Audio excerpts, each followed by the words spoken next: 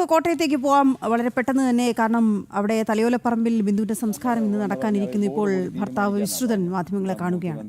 അവിടുത്തെ പിന്നെ സൂപ്രണ്ടും എല്ലാവരും കൂടി ഒരു തീരുമാനത്തിലെത്താം. അവർ ഇന്നലെ മുഖ്യമന്ത്രി അവിടെ വന്നായിരുന്നു.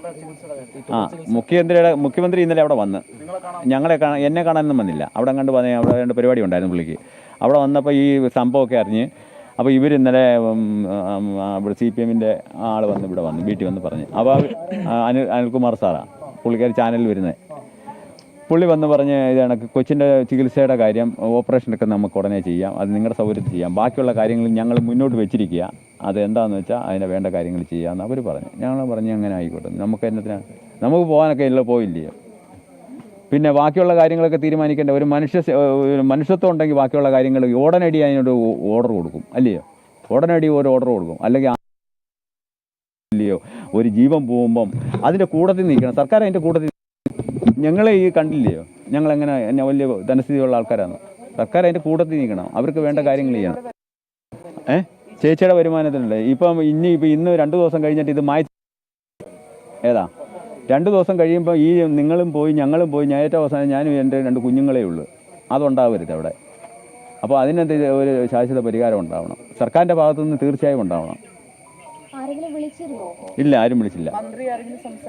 ഇല്ലില്ല, എൻ്റെ അടുത്ത് ഭാസ്മൻ സാറൊക്കെ അവിടെ വന്നു. എൻ്റെ അടുത്ത് എന്നെ അറിയത്തില്ല, എല്ലാവരും ചോദിച്ച് പറഞ്ഞ് വരണ്ടായോ, ഇന്നാളെ ഭർത്താവ് അവിടെ ഉണ്ടല്ലോ, അവിടെ ചോദിച്ചാൽ മതി. ഞാനവിടെ 3-4 ദിവസം കൊണ്ട് ഞാനുണ്ട് അവിടെ. അപ്പോൾ ഞാനുണ്ടെന്ന് അവിടെ ഉള്ള എല്ലാവർക്കും അറിയുകയും ചെയ്യാം. അപ്പം എന്നെ ഒന്ന് കാണണ്ടായോ, എന്നെ കണ്ടില്ല. ഞാൻ എനിക്ക് അതിനുള്ള മാനസികാവസ്ഥയില്ല. അറിഞ്ഞപ്പം തന്നെ ഈ ജീവൻ എൻ്റെ തടിയിൽ പോയത്. ഞാൻ അപ്പോഴും വിചാരിക്കും ഞാൻ പോയാൽ മതിയായിരുന്നു, ഇവള് പോരുത്. എന്നെ അന്വേഷിച്ചില്ല. അവരവരെ കാര്യം കഴിഞ്ഞ് ഇതാ പറഞ്ഞ് നിങ്ങളുടെ ഈ ചാനൽ അതങ്ങ് പോകുമായിരുന്നു, ഒന്നും പറഞ്ഞില്ല. മന്ത്രിമാർ വാസവ സാറേ ഉള്ളായിരുന്നു, മറ്റൊരു വകുപ്പ് മന്ത്രി ഇല്ലായിരുന്നു. ഇന്ന് ഞാൻ കണ്ടില്ല. ഒന്നും ചെയ്തില്ല. ഒന്നുമില്ല. ഇല്ല, ആരും വിളിച്ചില്ല. സർക്കാർ തലത്തിൽ നിന്ന് ഒന്ന് രേഖാമൂലം ഞങ്ങൾ ഒന്നും പറഞ്ഞിട്ടില്ല, ഒന്നും ചെയ്തിട്ടില്ല.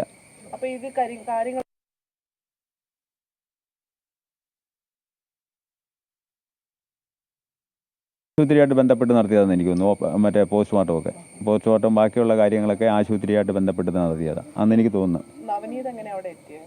നവനീത് ഇവിടെ ഒരു ചെറിയ ജോലി നിൽക്കുക. അവന് പഠിച്ചിട്ട് കഴിഞ്ഞിട്ട് ഇവിടെ എടപ്പള്ളി എന്ന് പറഞ്ഞിടത്ത് ഒരു ചെറിയ ജോലി നിൽക്കുകയായിരുന്നു. ഞാൻ വിളിക്കുകയായിരുന്നു, അമ്മയ്ക്ക് ഇങ്ങനെ വയ്യ കാണാനില്ലടാന്ന് പറഞ്ഞപ്പോൾ അവൻ അവിടുന്ന് വരുമായിരുന്നു. ഞാൻ അപ്പോഴും വരെ അറിഞ്ഞില്ല, ഞാൻ മിസ്സിങ് ആണെന്നും പറഞ്ഞിരിക്കുകയായിരുന്നു. ഈ അടുത്ത ഒരു മാസമായി. ഇപ്പം എന്നെ വിളിച്ച് 1 മാസം ശമ്പളം ഞാൻ മേടിച്ച് ഞാൻ അമ്മയുടെ കൊണ്ടു കൊടുക്കണം. അമ്മയുടെ ആദ്യം അമ്മയുടെ ശമ്പളം കൊണ്ടു കൊടുക്കണം, എൻ്റെ വേണ്ട.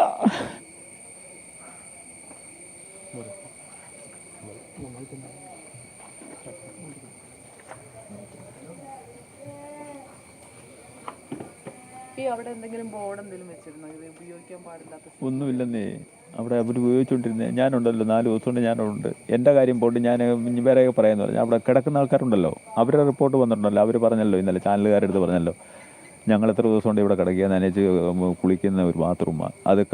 അത് കൊള്ളാത്തൊക്കെ ഇപ്പം അടുത്ത സമയത്തൊക്കെ ടൈൽ ഉപയോഗിച്ച് ഒട്ടിച്ച് വൃത്തിയാക്കി എടുത്തതാണ്. പഴയ കാലഘട്ടത്തിലും കണ്ടിട്ട് 2 തൂണിനകത്ത് നിർത്തിയിരുന്ന സാധനം ഇത്. മറ്റേ കെട്ടിടത്തിന് കുഴപ്പമില്ല, കെട്ടിടം വേറെ കോളത്തിലൊക്കെ നിൽക്കുക. പക്ഷേ ഇത് 2 ചുടുകട്ടയ്ക്കകത്ത് കണ്ട് ചെയ്തു. പക്ഷെ അങ്ങനെ ചെയ്യാൻ കൊള്ളാവോ? ഇടിഞ്ഞു പോകത്തില്ലയോ എന്നൊക്കെ ഇവർക്ക് അറിയത്തില്ലയോ? ആൾക്കാർ ജീവൻ പോകത്തില്ലയോ? ഞങ്ങളെ അത് സ്ത്രീകൾക്ക് വാർഡാണ്. അപ്പോൾ അവർ എൻ്റെ കുഞ്ഞിനെയും ഞാൻ ചെല്ലുമ്പം ഞാൻ കൃത്യം 6 മണിക്ക് ഈ വാർഡിൽ ചെല്ലും. ഞാൻ തൊട്ടടുത്തല്ലേ കിടക്കുന്നത്, ഇത്ര ദൂരേ ഉള്ളൂ.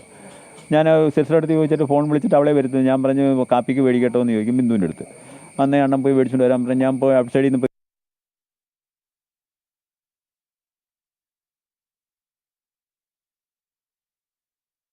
തൂത്തുവായിരുന്നുകൊണ്ട് രാവിലെ എണീക്കണം. അപ്പോൾ രാവിലെ ബാത്റൂമിൽ പോയി കുളിച്ച് നല്ല പൊട്ടൊക്കെ തൊട്ട് ആളുകൾ ഇരിക്കുക അവിടെ, കൊച്ചിൻ്റെ അടുത്ത് ഇരിക്കുക. അപ്പോൾ ഞാൻ പറഞ്ഞെങ്കിൽ ഞാൻ ബ്രേക്ക്ഫാസ്റ്റ് മേടിച്ചുകൊണ്ട് വരാമെന്ന് പറഞ്ഞ് ഞാൻ പുറത്ത് പോയി ഇതൊക്കെ മേടിച്ചുകൊണ്ട് വന്ന് അവിടെ വെച്ച് അന്നൊന്നും കൊടുത്തിട്ടില്ല. അപ്പോഴാണ് ബ്ലഡ് എടുക്കണമെന്നും പറഞ്ഞ് നീ പൊയ്ക്കോ, ഞാനിതൊക്കെ എടുത്ത് വയ്യ അതിന്. അങ്ങനെ അപ്പോഴാണ് ഇതെടുക്കാൻ പോയ സമയത്താണ് ഇടിയുന്നത്. അതാ ഞാനും ഇവിടെ ഇല്ലായിരുന്നു. കൊച്ചു പിടിച്ച് പറയുക, അപ്പോൾ അതേണ്ട കെട്ടിടം എല്ലാം ഇടിഞ്ഞ് വരുന്ന അമ്മയെ കാണാനില്ലെന്ന്. അവിടെ അങ്ങനെയാണ് ഈ സംഗതി നടക്കുന്നത്. അതൊരു 10 മണി കഴിഞ്ഞത് എനിക്ക് കൃത്യമായിട്ട് എനിക്കറിയാം. ആ ടെൻഷനിൽ സമയമൊന്നും നോക്കിയില്ല. കൊച്ച് അമ്മ മുഖം കഴുകാൻ പോയെന്നാണ് പറഞ്ഞത്. ഇവക്ക് കൊടുത്തിട്ട് ബാത്റൂം തൊട്ടടുത്താണല്ലോ പറഞ്ഞിട്ടാ. എന്ത് കാര്യങ്ങളും കൊച്ചിൻ്റെ അടുത്ത് പറയാതെ അവൾ പോകത്തില്ല. അങ്ങനെയാണെന്ന് എനിക്ക് തോന്നുന്നത്. ഞാൻ തിരക്കി വരികയായിരുന്നു. ഇവരെ കാണുന്നില്ലെന്നും പറഞ്ഞ് മെഡിക്കൽ കോളേജ് ഓടി വരിക. ഈ കൊച്ചിത് പറഞ്ഞല്ലോ ഇടിഞ്ഞ് വീണ് അമ്മയെ കാണാനില്ല. ഞാൻ ഓടി വന്നപ്പം ഇവിടെ ബഹളമായി. ബാറിൽ കിടക്കുന്നവരെയൊക്കെ എടുത്തുകൊണ്ട് ഓടി.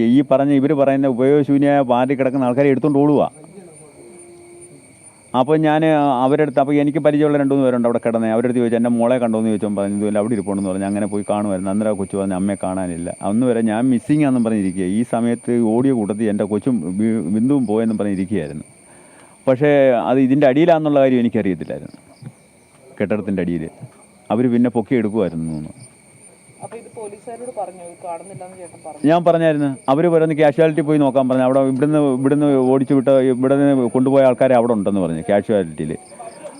ആ കൂട്ടത്തിൽ എൻ്റെ ഭാര്യയെല്ലാം ഞാൻ പോയി നോക്കി. ഞാൻ അവിടെ ഓടി നടക്കുമായിരുന്നു. എന്നെ വിട്ട ആൾക്കാർക്ക് അറിയത്തുമില്ല. ഞാനങ്ങ് വന്നെങ്കിൽ തന്നെ എൻ്റെ അടുത്ത് എന്നെ അറിയത്തില്ല. ഞാൻ പോലീസുകാർ വന്ന് എൻ്റെ അടുത്ത് ചോദിച്ചു എന്നൊക്കെയാണ് ചോദിച്ചാൽ അങ്ങനെയാണ് എന്നെ അറിയുന്നത്. ബിന്ദുവിൻ്റെ ഭർത്താവാണ്. എനിക്കറിയത്തില്ല. മിസ്സിങ് ആണെന്നും പറഞ്ഞ് ഞാൻ അപ്പോഴും ഇരിക്കുന്നത്. ഓടിപ്പോയ കൂട്ടത്തിൽ ബിന്ദു ഓടി. പക്ഷേ അങ്ങനെ ഓടിപ്പോകത്തില്ല. എൻ്റെ കുഞ്ഞിനെ എടുത്തുകൊണ്ടേ അവൾ ഓടത്തുള്ളൂ. എൻ്റെ കുഞ്ഞിനെ അവിടെ എടുത്തുകൊണ്ടേ അവൾ ഓടത്തുള്ളൂ. അതെനിക്ക് കൃത്യമായിട്ട് അറിയാം. അവൾ ഒറ്റയ്ക്ക് ഓടിപ്പോകത്തില്ല.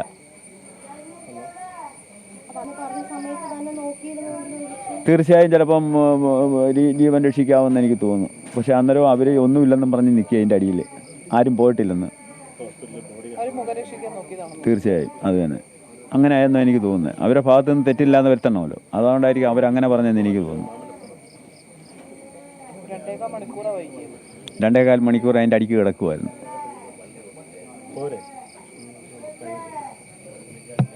ശരി. എന്ന കാര്യം ബിന്ദുവിൻ്റെ ഭർത്താവ് മാധ്യമങ്ങളോട് വ്യക്തമാക്കുകയായിരുന്നു. ഈ ഇടിഞ്ഞു പൊളിഞ്ഞു വീണ കെട്ടിടത്തിൽ ആളില്ല, അവിടെ ആരുമില്ല, ആരെയും പ്രവേശിപ്പിച്ചിട്ടില്ല എന്ന് സൂപ്രണ്ട് പറഞ്ഞതനുസരിച്ച് മന്ത്രി പറഞ്ഞു എന്ന് പറയുന്നുണ്ടല്ലോ. ഈ സൂപ്രണ്ടായാലും മന്ത്രിയായാലും പറഞ്ഞത് പച്ചക്കള്ളമാണെന്നുള്ളത് വ്യക്തമാവുകയാണ് അദ്ദേഹത്തിൻ്റെ വാക്കുകളിൽ നിന്ന്. കാരണം ഈ അപകടം നടന്നയുടൻ അവിടെ കിടന്നിരുന്ന ആളുകളെ എടുത്തുകൊണ്ട് അവിടെ നിന്ന് മറ്റ് ജീവനക്കാർ ഓടി കാഷ്വാലിറ്റിയിലേക്ക് കൊണ്ടുപോയിരുന്നു. അതിൽ ബിന്ദുവിൻ്റെ മകളെ അടക്കം ഉണ്ടായിരുന്നു എന്നതാണ് ഇപ്പോൾ നമുക്ക് മനസ്സിലാക്കാൻ കഴിയുന്നത്. തുടർന്ന് അദ്ദേഹം പറഞ്ഞ ചില കാര്യങ്ങളുണ്ടല്ലോ. ഇത്രയും ദാരുണമായ സംഭവം ഉണ്ടായിട്ടും, അത് അധികൃതരുടെ അനാസ്ഥ കൊണ്ടുണ്ടായ സംഭവമായിട്ടും ഒരാൾ പോലും ഇദ്ദേഹത്തിനെ കോണ്ടാക്ട് ചെയ്യാൻ ശ്രമിച്ചിട്ടില്ല ഇതുവരെ എന്നുള്ളത് ഏറ്റവും പ്രതിഷേധാർഹമായ കാര്യമാണ്. കളക്ടർ വിളിച്ചിട്ടില്ല, ആശുപത്രി അധികൃതർ വിളിച്ചിട്ടില്ല, മന്ത്രിമാർ വിളിച്ചിട്ടില്ല. ഇതുമായി ബന്ധപ്പെട്ട ഉത്തരവാദിത്തമുള്ള ആരും അദ്ദേഹത്തിന് ഇതുവരെ വിളിച്ചിട്ടില്ല. ഏറ്റവും നിർധനരായ കുടുംബമാണ്. അവരെ ഈ ഘട്ടത്തിൽ പോലും ഒന്ന് സഹായിക്കാൻ പോലും ആരും മുന്നോട്ട് വന്നിട്ടില്ല എന്ന് പറയുന്നതാണ് നേരത്തെ പറഞ്ഞ പ്രതിഷേധത്തിന് കാരണമാകുന്നത്. അദ്ദേഹത്തിൻ്റെ വാക്കുകൾ ഏറ്റവും സങ്കടമുണ്ടാക്കുന്നതാണ്. മകനെ വിളിച്ചു വരുത്തിയതും ആദ്യ ശമ്പളവും കൊണ്ട് അമ്മയ്ക്ക് നൽകാനായി വരാനിരുന്നതാണ് ആ മകൻ.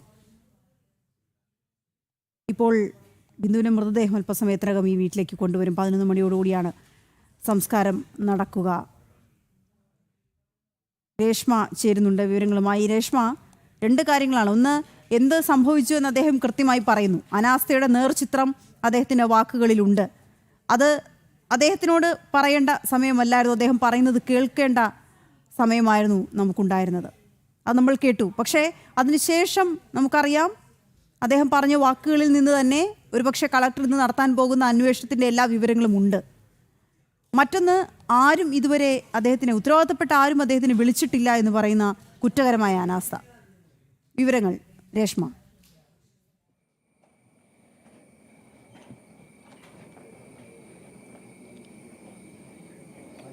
വീണ, ബിന്ദുവിൻ്റെ ഭർത്താവ് വിശ്രുതനായിരുന്നു അല്പസമയം മുൻപ് മാധ്യമങ്ങളെ കണ്ടത്. അദ്ദേഹത്തിൻ്റെ വാക്കുകളൊക്കെ തന്നെ സങ്കടകരമാണ്. കാരണം ഒരു നൊമ്പരപ്പെടുത്തുന്ന ഒരു അവസ്ഥയിൽ കഴിയുന്ന ഒരു കുടുംബം, ആ കുടുംബത്തിന് ആശ്രയമാകേണ്ട അല്ലെങ്കിൽ അവർക്കൊന്ന് സ്വാതന്ത്ര്യപ്പെടുത്താനായിട്ട് വരേണ്ട അധികൃതരോ അല്ലെങ്കിൽ വിളിക്കേണ്ട അധികൃതരോ കാര്യമായിട്ടുള്ള ഇടപെടലുകൾ നടത്തിയിട്ടില്ല എന്നുള്ളത് തന്നെയാണ് അവർ പറഞ്ഞിട്ടുള്ളത്.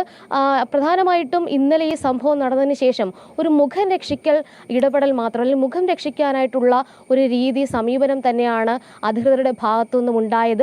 2.25 മണിക്കൂറോളം ഈ ഒരു രക്ഷാപ്രവർത്തനം വൈകി. ഒന്നുമില്ല, അവിടെ ആരുമില്ല എന്നുള്ളതാണ് അവിടെ ഉണ്ടായിരുന്നവർ പറഞ്ഞതെന്നാണ് വിശ്രുതൻ പറഞ്ഞിട്ടുള്ളത്. ആ സമയത്ത്, അതായത് ഈ ബിന്ദുവിനെ കാണാതിരിക്കുന്ന ആ സമയത്ത് അദ്ദേഹം ഓടിച്ചെന്ന് അവിടെയുള്ള ആൾക്കാരോട് പറയുന്നു, ഇങ്ങനെ തൻ്റെ ഭാര്യയെ കാണുന്നില്ല എന്ന് പറയുന്നു. പക്ഷേ കാഷ്വാലിറ്റി പോയി നോക്കൂ എന്നുള്ള മറുപടിയാണ് അവിടെ ഉണ്ടായിരുന്ന ആളുകളിൽ നിന്ന് ലഭിച്ചത്. തുടർന്ന് ആ മനുഷ്യൻ ഓടി നേരെ പോകുന്നത് അത്യാഹിത വിഭാഗത്തിലേക്കാണ്.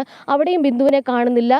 വീണ്ടും ആ സമയം കൊണ്ട് ഏകദേശം 2.25 മണിക്കൂർ പിന്നിട്ട് 1 മണിയോടുകൂടിയാണ് ഈ കെട്ടിടാവശിഷ്ടങ്ങൾക്കുള്ളിൽ നിന്ന് ബിന്ദുവിനെ കണ്ടെത്തുന്നത്. പക്ഷേ ജീവൻ ഉണ്ടായിരുന്നില്ല.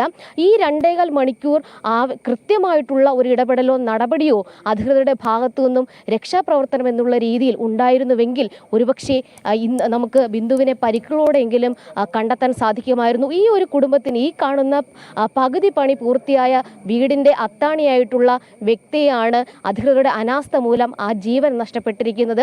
അത് തന്നെയാണ് ഈ ബിന്ദുവിൻ്റെ ഭർത്താവ് പറഞ്ഞിട്ടുള്ളത്. താനും മകളും ആ സമയത്ത് ഈ ബിന്ദുവിനെ കാണാനില്ല എന്ന് പറഞ്ഞുകൊണ്ട് അവിടെയൊക്കെ നടക്കുന്ന സമയത്തും അത്യാഹിത വിഭാഗത്തിൽ ഉണ്ടാകുമെന്നുള്ള ഒരു മറുപടി മാത്രമാണ് മറ്റു പലരിൽ നിന്നുണ്ടായത്. കേവലം അങ്ങനെ പറയാതെ ആ കെട്ടിടാവശിഷ്ടങ്ങളിൽ ഒരിക്കൽ കൂടി നോക്കിയിരുന്നുവെങ്കിൽ ബിന്ദു ഇപ്പോഴും ജീവനോടെ ഉണ്ടാകുമായിരുന്നു.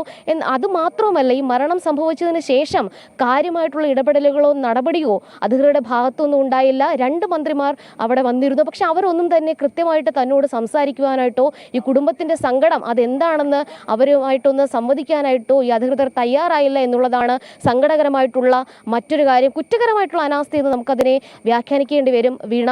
മറ്റൊന്ന്, ജില്ലാ കളക്ടർ അടക്കമുള്ളവരോ ഒന്നും തന്നെ ഇവരെ നേരിട്ടൊന്ന് കാണുകയോ അല്ലെങ്കിൽ ഫോണിൽ വിളിക്കുകയോ ചെയ്തിട്ടില്ല എന്നുള്ള പരാതി കൂടി ആ കുടുംബം പറയുമ്പോൾ സങ്കടത്തിനൊത്ത് അവരെ അവഗണിക്കുന്ന ഒരവസ്ഥ. കാരണം ഈ സർക്കാരാണെങ്കിലും അധികൃതരാണെങ്കിലും മന്ത്രിയൊക്കെ ആണെങ്കിലും ഈ ജനങ്ങൾക്ക് വേണ്ടിയിട്ടാണ് പ്രവർത്തിക്കേണ്ടത്. അവരൊരു അപകടകരമായിട്ടുള്ള ഒരു അവസ്ഥയിൽ അവരുടെ ഒരു കുടുംബത്തിലൊരു അംഗം അല്ലെങ്കിൽ അവരുടെ ഏറ്റവും പ്രിയപ്പെട്ട ഒരു വ്യക്തി നഷ്ടപ്പെട്ട ഒരു സാഹചര്യത്തിൽ ഇരിക്കുമ്പോൾ അവർക്കൊരു കരുതലേകാനായിട്ട്, അവർ കൂടെ ഉണ്ടെന്ന് പറയാനായിട്ട് അവിടെ ഉണ്ടായിരുന്ന മന്ത്രിമാർക്ക് സാധിക്കണമായിരുന്നു, അധികൃതർക്ക് സാധിക്കണമായിരുന്നു. ഇപ്പോൾ ജില്ലാ കളക്ടർ അന്വേഷണമൊക്കെ പ്രഖ്യാപിച്ച് അന്വേഷണമായിട്ട് റിപ്പോർട്ടൊക്കെ കൊടുക്കുന്ന പക്ഷം ഈ വീടിന് എന്താണ് ഗുണം? അല്ലെങ്കിൽ ആ വീട്ടിലെ ഒരു വ്യക്തി ഇവരുടെ 2.25 മണിക്കൂറിലെ അനാസ്ഥ, ആ രക്ഷാപ്രവർത്തനത്തിൻ്റെ മന്ദഗതി കാരണം ആ ജീവൻ നഷ്ടപ്പെട്ടിരിക്കുകയാണ്. അത് തന്നെയാണ് അദ്ദേഹത്തിൻ്റെ കണ്ണുകളിലെ കണ്ണുനീരായിട്ട് വന്നിട്ടുള്ളത്. എന്തായാലും കുറ്റകരമായിട്ടുള്ള അനാസ്ഥ ഈ പറയുന്ന അധികാരികളുടെ ഭാഗത്തുനിന്നും ഉണ്ടായി. ഒരു രക്ഷാപ്രവർത്തനം മന്ദഗതിയിലാക്കുന്ന തരത്തിലുള്ള പരാമർശങ്ങൾ മന്ത്രിയുടെ ഭാഗത്തു നിന്നും ഉണ്ടായി എന്നുകൂടി ആ കുടുംബം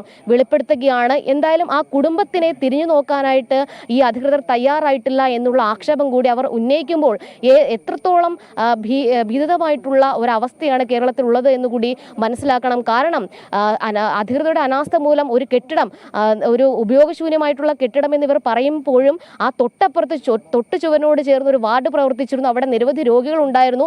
ആ രോഗികളിൽ അവരുടെ കൂട്ടിരിപ്പുകാരിൽ പലരും ഉപയോഗിച്ചുകൊണ്ടിരുന്നത് ഈ 3 നില കെട്ടിടത്തിലെ ശുചിമുറി തന്നെയാണ്. അവിടെ ആരും ഉപയോഗിക്കുന്നില്ല, അവിടെ ആർക്കും പരിക്കില്ല, കേവലം 2 പേർക്ക് മാത്രമേ പരിക്കുള്ളൂ എന്ന് പറഞ്ഞുകൊണ്ട് അവിടെ ആരെങ്കിലും കുടുങ്ങിക്കിടക്കുന്നുണ്ടോ എന്ന് പോലും നോക്കാനായിട്ടുള്ള ഒരു മനസ്സ് അവിടെ ഉണ്ടായിരുന്നില്ല. അതോടൊപ്പം തന്നെ അതിനെ ചെറിയ രീതിയിൽ അതിനെ ലാഘവത്തോട് കണ്ടുകൊണ്ട് ആ രക്ഷാപ്രവർത്തനം മന്ദഗതിയിലാക്കുകയും ചെയ്തു. അതൊരു ജീവൻ നഷ്ടപ്പെടുന്ന ഒരു സ്ഥിതിയിലേക്ക് വരെ എത്തി. ആ ജീവൻ നഷ്ടപ്പെട്ടിട്ടുകൂടി ആ കുടുംബത്തിൻ്റെ ആ സാമ്പത്തികമായിട്ടുള്ള അസ്ഥിരത അടക്കം വ്യക്തമായിട്ട് കൂടി അവരിലേക്ക് അധികൃതർ ഒരു സാന്ത്വന വാക്കുകൾ കൊണ്ടോ അല്ലെങ്കിൽ കേവലം അവരുടെ പ്രസൻസ് കൊണ്ടോ അവരുടെ സാന്നിധ്യം കൊണ്ടോ ഇങ്ങോട്ടേക്ക് എത്തി നോക്കിയില്ല എന്നുള്ളതാണ് ഏറെ വിഷമകരമായിട്ടുള്ള കാര്യം. വീണ. ഓക്കെ, ശരി രേഷ്മ.